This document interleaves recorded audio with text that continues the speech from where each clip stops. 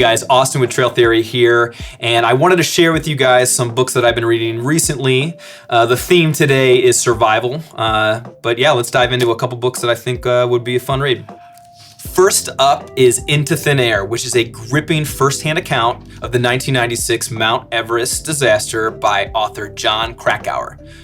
Jon was sent by Outdoor Magazine to go study the commercialization of Mount Everest, but what started as a dream trip turned into disaster quickly. This book not only explores what went wrong on the mountain, but also the psychological and physical toll that high altitude has on a person.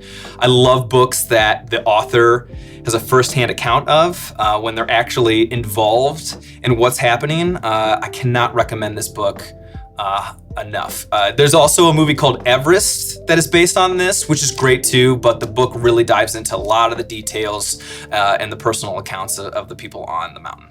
Next up is Deep Survival by Laurence Gonzales. And the tagline on this is "Who lives, who dies, and why?" It blends real-life survival stories using neuroscience and psychology to figure out why some people survive extreme conditions. It's not quite a survival handbook. It talks about how the brain responds to fear and chaos. It's actually one that all four of the Trail Theory boys finished and loved. And if you have sharp eyes, you can actually see it on the shelf back here. Yeah, highly recommended book. And last up is a book that most of you have probably read when you were like 12 or 13, but is a fun read to come back to as an adult, The Hatchet by Gary Paulsen. It's the classic survival story about a boy named Brian who crash lands from a plane in the Canadian wilderness.